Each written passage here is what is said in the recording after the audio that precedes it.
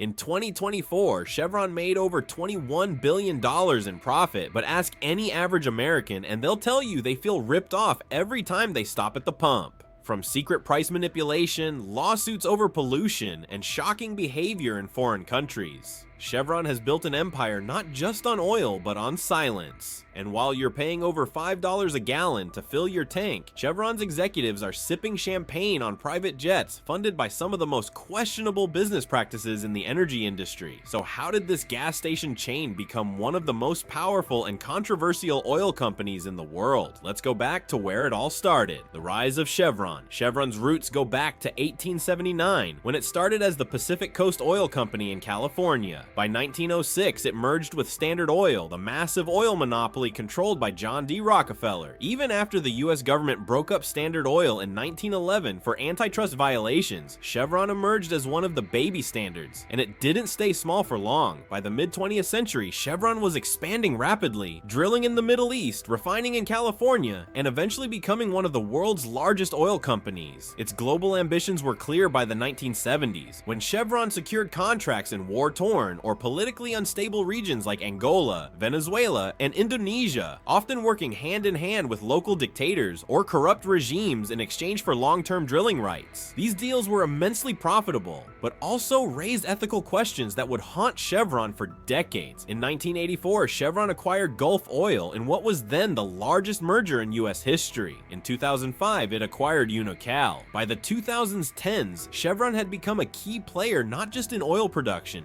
but in global politics. But behind this rise were signs that Chevron's success came at a cost, and not just a financial one. The Ecuador disaster from 1964 to 1992, Texaco, later acquired by Chevron, drilled for oil in the Ecuadorian Amazon. During that time, they dumped more than 16 billion gallons of toxic waste directly into rivers, streams, and the jungle. According to multiple studies, local communities began experiencing massive spikes in cancer, miscarriages, birth defects, and contaminated drinking water. An Ecuadorian court ordered Chevron to pay $9.5 billion in damages in 2011. Chevron's response? They pulled all assets out of Ecuador and refused to pay. Instead, they launched a full-scale legal attack on the lawyer representing the indigenous communities, Steven Donziger. Chevron's legal team spent years discrediting him, freezing his assets, and ultimately got him disbarred. He was placed under house arrest for nearly 1,000 days, not for harming anyone, but for allegedly contempt of court. Independent legal experts called it a chilling case of corporate lawfare using endless litigation to drain a critic's resources until they're no longer a threat. Amnesty International and the United Nations condemned the treatment of Donziger as a violation of human rights and due process. Yet Chevron's board stood firm, calling their legal campaign necessary to protect their interests. The price at the pump. Ever wonder why gas prices seem to spike even when crude oil prices haven't changed? In 2022, a report by the Federal Trade Commission suggested that major oil companies, including Chevron, may have deliberately restricted refinery output to keep gas prices high. Why? Because low supply means higher prices, and higher prices mean higher profits. Chevron's CEO, Mike Werth, earned nearly $36 million in 2023. Meanwhile, millions of Americans were forced to choose between groceries or gas. California drivers, where Chevron has its largest market, regularly pay over $6 per gallon, while the company reports record profits quarter after quarter. Chevron blames taxes and regulations, but leaked internal emails and whistleblower reports suggest otherwise, that refinery shutdowns are often planned to maximize shareholder value. What's worse, Chevron has invested heavily in stock buybacks, using profits not to lower prices or invest in infrastructure, but to inflate its own share value. In 2023 alone, Chevron approved a $75 billion buyback program, one of the largest in US history. While this sent stock prices soaring for investors, it did nothing to alleviate consumer pain at the pump. Pollution at home. While the Ecuador case made global headlines, Chevron's problems aren't just overseas. In Richmond, California, Chevron operates one of the largest oil refineries on the West Coast. For decades, residents in nearby neighborhoods, many of them low-income communities of color, have reported asthma, respiratory issues, and frequent chemical leaks. In 2012, a massive explosion at the Richmond refinery sent 15,000 people to the hospital. The sky turned black, schools and homes were evacuated. Chevron was fined just $2 million pocket change for a company that made over $100 billion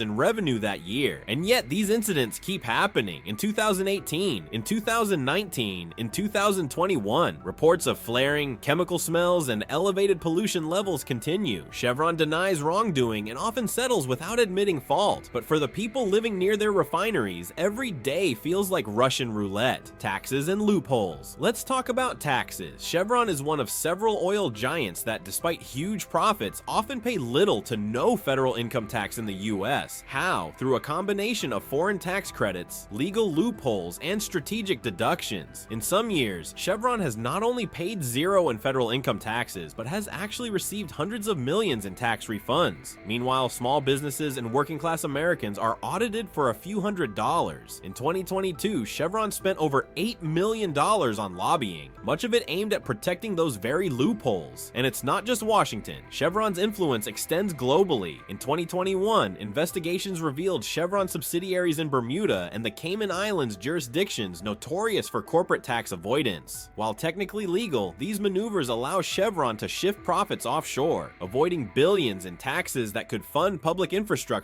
healthcare, and education. Greenwashing or green energy. Chevron loves to advertise its green initiatives. You've probably seen the commercials: wind turbines, solar panels, happy children playing in nature. But let's look at the actual numbers. In 2023, Chevron spent over $75 billion on oil and gas development and less than $1 billion on renewables. That's not even 2% of their total budget. They've also been accused of greenwashing, using PR campaigns to look environmentally friendly while continuing to drill, pollute, and expand fossil fuel operations. One campaign claimed Chevron was lowering carbon emissions, but investigative journalists later found they had increased overall emissions by 5% that same year. Their own sustainability report admits they have no concrete plan to fully transition off fossil fuels. Influence in universities and media. Chevron doesn't just drill oil, they drill into public opinion. In 2021, several major universities, including Stanford and UC Berkeley, came under fire for accepting large donations from Chevron to fund energy research. Critics say this creates biased research, prevents criticism, and steers climate studies away from topics like environmental justice. Meanwhile, Chevron also sponsors content in major newspapers and magazines, often under the guise of opinion pieces or native ads to promote its role in the energy transition. Some publications now include a disclaimer when energy content is sponsored by Chevron, but the fine print is easy to miss, and for many casual readers, the result is confusion. Is this journalism or advertising? Chevron knows the answer doesn't matter as long as they control the narrative, the global reach, and controversies. Chevron operates in over 180 countries, many of which have little to no environmental regulation. Chevron's controversies aren't limited to South America or the US, they also stretch deep into Southeast Asia. Alongside French energy giant Total, Chevron has long been accused of complicity in human rights violations in Myanmar, formerly Burma. According to multiple reports by the NGO Earthrights International, soldiers assigned to protect the Yadana gas pipeline, a joint venture involving Chevron, Total, Thailand's state energy company, and the Burmese military, have been implicated in serious abuses, including forced labor, beatings, and even killings of local villagers. The pipeline, which runs through more than 40 miles of remote Burmese territory, has fueled ongoing conflict and militarization in the region. Earthrights claims that gas revenues from this project, over $9 billion between 1998 and 2009, have propped up Myanmar's military regime for decades. Chevron denies direct involvement in any abuses and points to its community initiatives in the region, but critics argue that no amount of clinics or PR statements can offset the fact that the company's operations were linked to one of the world's most oppressive governments, and that profits came at a cost borne largely by local civilians. In 2005, Chevron's subsidiary Unocal quietly settled a 9-year human rights lawsuit filed by Burmese plaintiffs in US court, a rare case that highlighted just how far-reaching the consequences of corporate energy deals can be.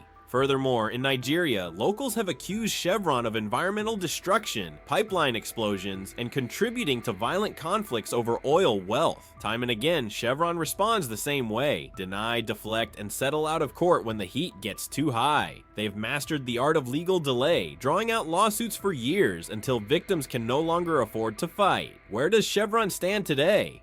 In 2024, Chevron announced plans to buy out Hess Corporation, expanding even further into the fossil fuel space, even as the world scrambles to address climate change. Their stock continues to rise, shareholders continue to profit, but public trust, that's another story. With every new story from refinery explosions to price gouging, more people are asking the same question: how much longer will this be allowed to continue? So what does this mean for you? At the end of the day, every time you stop at a Chevron pump, you're not just buying gas. You're supporting a system that, depending on how you look at it, has prioritized profits over people, shareholders over safety, and silence over accountability. You're helping fund billion-dollar lobbying campaigns, aggressive legal battles, and a business model that some say leaves environmental damage, health issues, and exploited communities in its wake. Of course, Chevron isn't the only oil company with a shady track record, but with everything we've covered from Ecuador to California, from tax loopholes to gas price manipulation, it's one of the most glaring examples of how far a company will go to protect its bottom line. The takeaway: so what should you do? If you care about clean air, fair labor, and honest pricing, maybe it's time to consider where your money is going. Look into alternative gas stations, support companies with better environmental records, drive less when you can, advocate for public transit and clean energy in your community. One gas station fill-up may not change the world, but millions of conscious decisions? That's a different story. So the next time you see that familiar Chevron sign, ask yourself, is this where I want to spend my money, or is it time to pump somewhere else?